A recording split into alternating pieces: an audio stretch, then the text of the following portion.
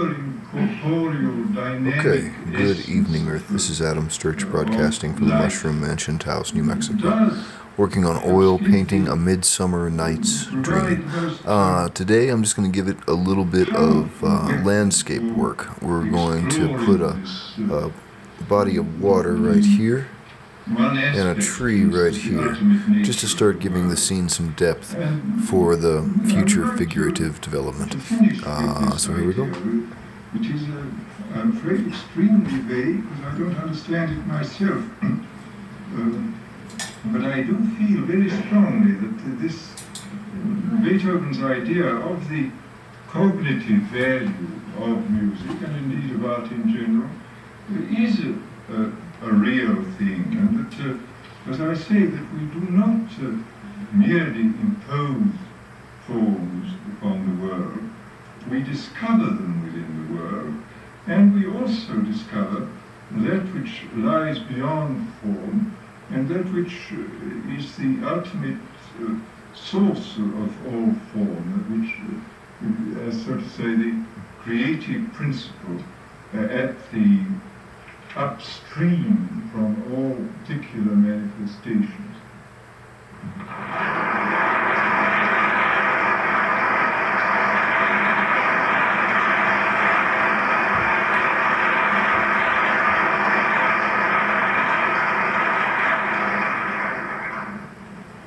Well, I'll reserve my thanks to the end, and I think I'd better start directly with this large and complicated subject of human potentialities. Let us begin by asking a question. What would have happened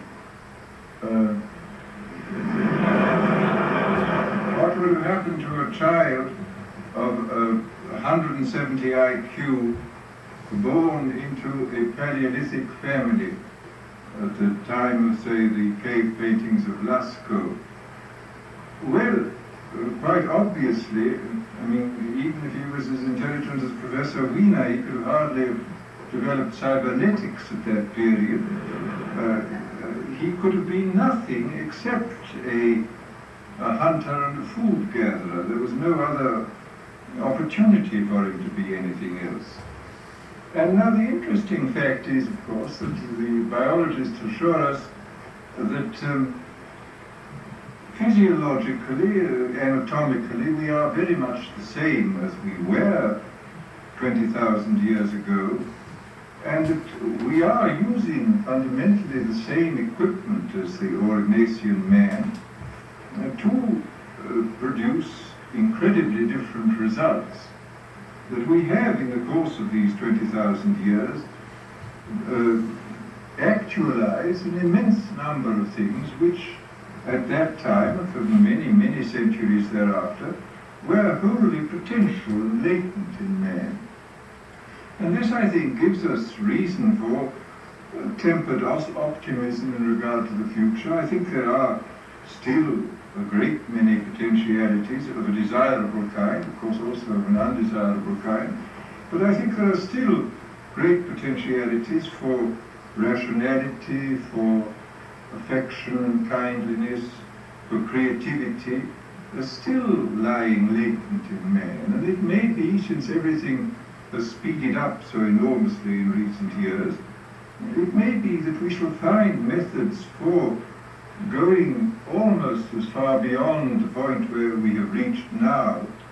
We may find methods for going beyond it within a few hundred years, to go beyond it as far as we have succeeded in going beyond our Aurignacian ancestors in 20,000 years. I think this is not an entirely fantastic belief. The neurologists assure us that no human being has ever made use of more than perhaps as much as 10% of all the neurons in his brain. And perhaps, if we set about it in the right way, we may be able to produce extraordinary things out of this strange piece of work that a man is.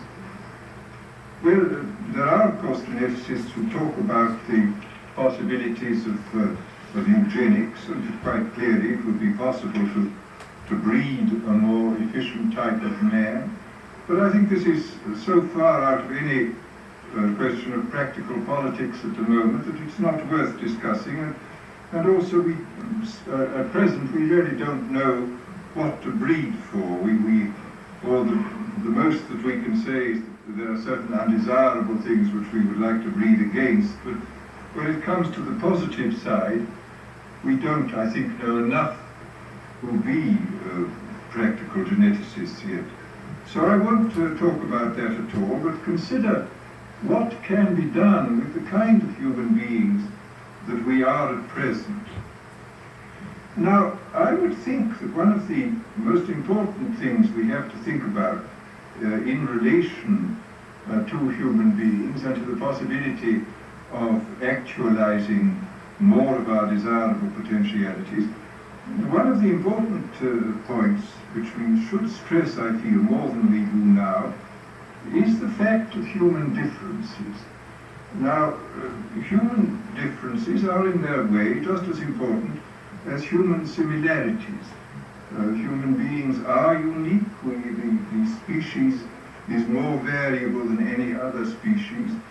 And every type of human being, every individual who can be, of course, even be categorized as continuous in a system of continuous variables within a three-pole system. Every individual has a right to his own place in the system and a right to develop according to his own constitution and temperament.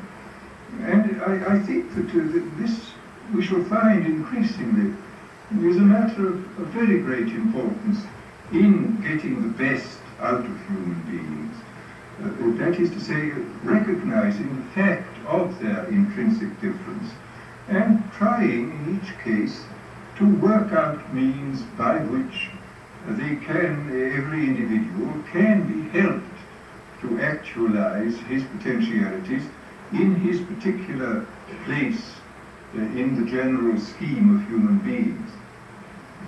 And now, of course, this fact has been recognized from time immemorial that no single one ideal is suitable for all human beings. After all, within the Christian tradition, we have the two ideals of the way of Martha and the way of Mary, the way of action and the way of contemplation. And within the Oriental framework, we have, I think, a rather more realistic division of human beings, where there are three main ideals. In the Bhagavad Gita, Krishna says that there are three ways of coming to enlightenment, to salvation. There is the way of bhakti, the way of devotion, there's the way of karma yoga, the way of selfless action, and there is the way of jnana yoga, the way of contemplation. And these three polar extremes correspond very closely, I think, to some of the most recent ideas about the categorizing of human beings. They correspond to the French idea, which was popular in the earlier half of the 19th century, of the three types, what was called the digestive type, the muscular type, the cerebral type, and it corresponds closely to the idea of the three poles of possible viable human variability, which Sheldon has outlined, the endomorph, mesomorph, and ectomorph. And I think we shall find that probably in due course it will be found valuable to develop types of differential education for children of certainly for those at the extreme limits of these polar distinctions. We, after all, now have seen the value of differential education in regard to both to the intellectually highly gifted and to the intellectually under-gifted. But I think we shall find it valuable to have a differential education, not merely, so to say, on the vertical level, but also on the horizontal level, that it would be useful to take children according to their nature of their temperament and give them slightly different kinds of training. One of the valuable things, I think, would be to so to say, temper the wind to the shorn lamb, above all, not to plunge the extreme, linear, thin, sensitive, introverted child into the midst of husky, extroverted mesomorphs, which causes a great deal of suffering on the part of the child. And there are, of course, we live in a world where people like Freud have said that extroversion is the way of health for everybody. Well, this is obviously simply not true. That it happened to be true for Freud, who was an extremely driving kind of extrovert, but it is not true for very many people. And in fact, we see throughout civilization, various histories of civilization, that extremely ingenious devices have been made, A, for protecting the introvert from his too violent fellows, and also for finding means for providing safety valves and outlets for the violent people, aggressive people, without their doing too much harm to other people. After all, the whole monastic system was in a sense a device for saving the valuable introverted people from too much contact with the feudal classes, and devices like the Teutonic Knights and the Templars were methods for canalizing these tremendous aggressive energies of these types of people into ways which, though they might be harmful for infidels, were not harmful for their own societies. And these were very ingenious devices, which I think we can certainly profitably imitate in our own way. Now, before I go on to the problems of education, I would like to talk about some ways of developing, of actualizing desirable potentialities, which may have nothing to do with education at all. These are the ways which are essentially chemical and pharmacological. 2 or 3 years ago, it was announced that the Russian Academy of Sciences was engaged on a 5-year plan to try to improve intellectual efficiency by pharmacological means. Now, this sounds a little fantastic, but I have talked to pharmacologists about this matter, and a number of them say that it's probably quite possible, that it may be possible to, by pharmacological means, which will do no harm to the organism as a whole, to increase the span of attention, to increase the powers of concentration, perhaps to cut down on the necessity for sleep, and various other things, which may lead to a very considerable increase in general mental efficiency. Seeing the extraordinary rate at which pharmacology is advancing at the present time, I would not be at all surprised if within the next 10 or 20 years something of this kind did become possible, and that it may be conceivable that people will be made mentally more efficient by pharmacological means. But then there's another possibility, which is this, that somebody may discover a really good euphoric, something which will make people feel happy without damaging their physical organism. Well, psychologically, we know what the two best conditions for effective accomplishment are. The most favorable condition is crisis. People in crisis will do the most extraordinary things, but you can't keep up crisis. The whole essence of crisis is it lasts for a very short time. If it lasts for too long, then it becomes excessive strain and people break down under it. But the other condition under which people function at a very high level in general is a condition of happiness. People who are contented and happy, I think that it very frequently happens, I think, that this mood of happiness, so to say, lowers the barrier between the conscious and the pre-conscious self, between the ego and the creative powers, and permits the person to do more and better than he would have if he had not been happy. And also, there are other points here. I think that we may find that if we have a good and completely harmless euphoric, but actually people may be more moral. Bertrand Russell has pointed out frequently that contented and happy people are generally much more virtuous and kindly than unhappy people. And that here again we may see in an indirect way this the pharmacological advances contributing to the realization, the actualization of desirable potentialities. Well, now let's come to the problem of education. Here, of course, the thing which, of course, is a burning question here at MIT and, of course, at many other places of higher learning is the problem of scientific specialization and what is to be done about it.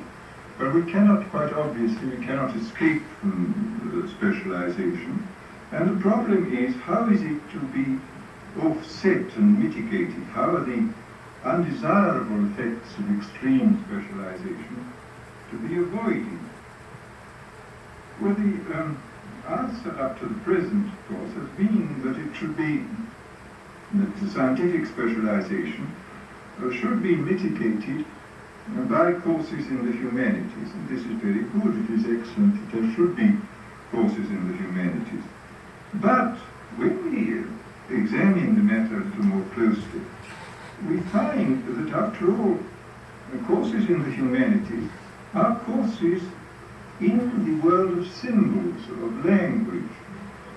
So that man, as I've kept on repeating in these lectures, is an amphibious creature, and that among the worlds in which he lives, the disparate worlds which he inhabits, are the worlds of immediate experience, more or less immediate, and the world of symbols and language. Now, both these worlds, of the scientific world and the world of the humanities, are both worlds of symbols and language.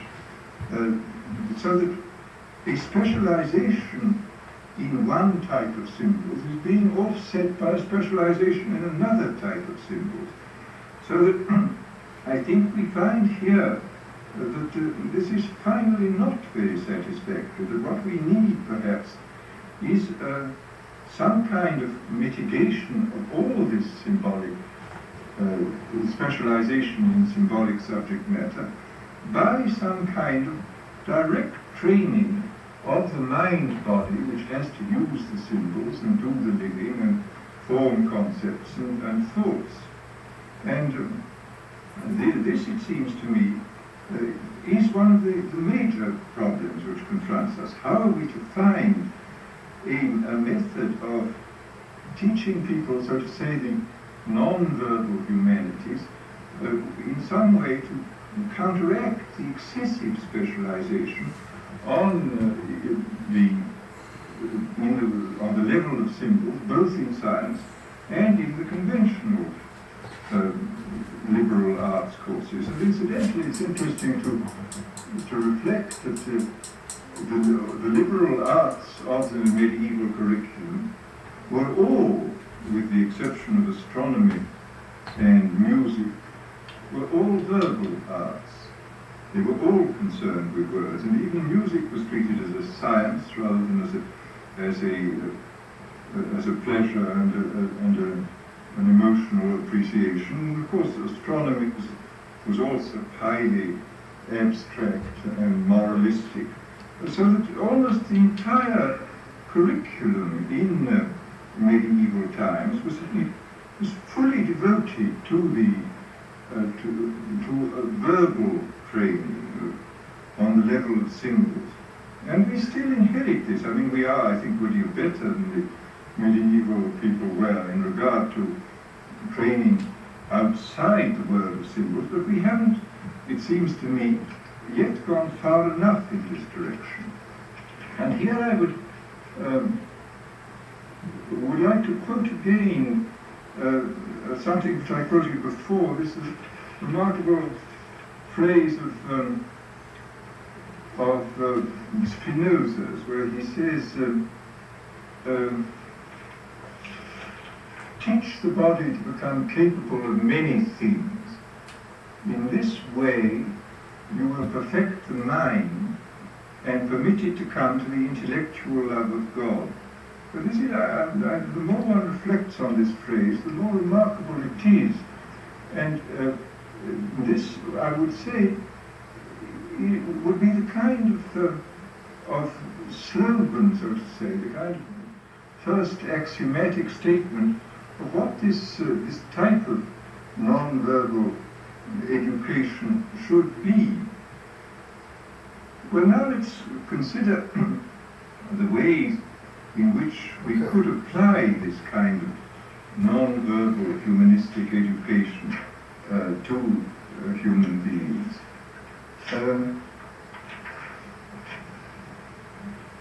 First of all, we would start, I suppose, with perception, which is completely basic to all intellectual life. I mean, I think all good thinking, good feeling, good willing are finally dependent upon good perception.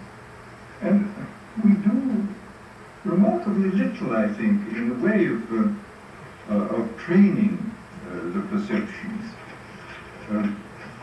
We do something in the realm of music, we do quite a lot in the realm of music. We don't do very much in regard to the other special senses. We don't do very much, I think, in the realm of seeing, which is probably the most important area of perception, the one which we make use of the most. And there is plenty of work which has been done, which indicates that a proper training in the perceptions, the training above all in seeing, can be of great value to people. It can be used to help the human being in all kinds of ways to make the body more capable of many things. And I would like to make a short digression, as I've forgotten the point here, which I think is important to make, that this type of special training of the non-verbal humanities, the training of the mind-body, is probably particularly important at this time, when advancing technology has made a great many of the skillful uses of correlated hand, mind, and eye unnecessary. If you look at what used to be called masterworks, which were the works of masterpieces, a masterpiece was a piece of work done by an apprentice to prove that he had learned everything that was to be known about his trade and was fit to become himself a master. Well, the interesting thing about all these special skills was that extremely primitive and simple tools were used with immensely skillful hands and eyes and minds to produce very complicated results.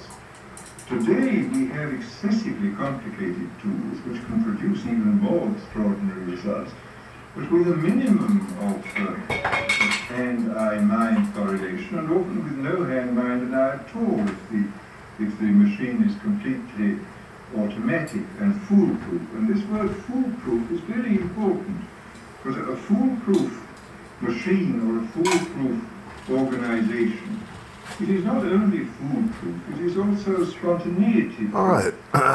It is also inspiration. So that lays in some rough virtuoso areas of so that, ground this means, I think, for figure development to take place and for a lot more ground development to take place as well. But that kind of gives some dimension to it, starts giving it some depth. And I like the way the water is taking shape across the texture. Zoom in on that, it's kind of nice. Where this is not imposed upon us by the structure of our society. It's a very heavily textured surface, so the paint's grabbing many layers, and I think that will lend to the dissolving dream kind of quality to the whole composition. It will be nice. Of training the perceptions. Now, But that's it for the moment. I think, am I going to do another session? I think. I know only a little of it, but I've been very No, I'm going to let that set up and stew. So that's it for the moment. Thank you for watching. That's Adam Sturch broadcasting from the Mushroom Mansion, Taos, New Mexico, working on oil painting A Midsummer Night's Dream. Have a good night, Earth. special senses.